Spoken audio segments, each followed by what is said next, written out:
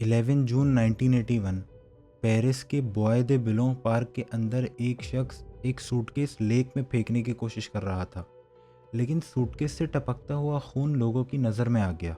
Police फौरन पहुंची और उस आदमी को वहीं गिरफ्तार कर लिया। गिरफ्तार करने के बाद जब उन्होंने उसका सूटकेस खोला तो उसके अंदर इंसानी जिस्म के टुकड़े पड़े हुए थे।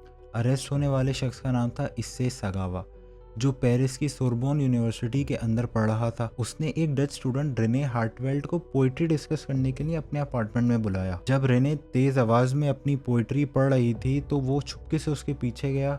उसने एक राइफल उठाई और रेने की गर्दन पे गोली मार दी। गोली मारने के बाद ही engaged in act of necrophilia and cannibalism.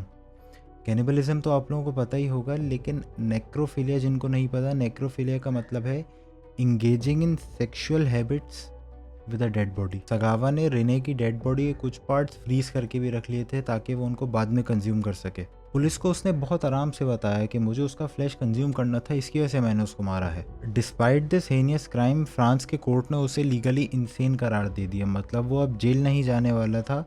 सिर्फ 2 साल बाद उसे जापान डिपोर्ट कर दिया गया, लेकिन जैपनीज साइकेट्रिस्ट ने उसको बिल्कुल सेन बोला कि इसके अंदर कोई मेंटली प्रॉब्लम नहीं है या वो किसी मेंटल इशू से नहीं गुजर रहा। उन्होंने कहा कि उसने ये क्राइम किसी मेंटल प्रॉब्लम की वजह से नहीं किया, बल्कि सेक्सुअल डिप्रेविटी और कैनिबलिस्टिक ऑब्सेशन की वजह से किया था। बट तब तक फ्रांस ने उसकी केस फाइल सील कर दी थी और जापान के पास भी कोई लीगल ग्राउंड नहीं था उसे अरेस्ट करने का।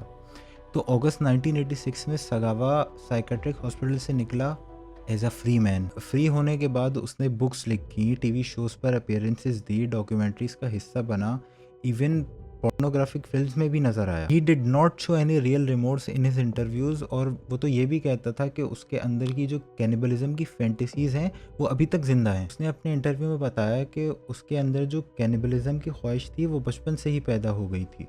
वो 5 फुट से भी छोटा था और वेस्टर्न वुमेन की हाइट और ब्यूटी की वजह से उन्हें आइडियल समझता था। 2022 में वो 73 की एज में नमूनिया की वजह से मर गया, लेकिन उसका नाम आज भी दुनिया के सबसे हॉरिफाइंग कैनिबलिज्म किलर्स की लिस्ट में जिंदा है। So just remember, life is fragile, live it well, until next time, take care of yourself.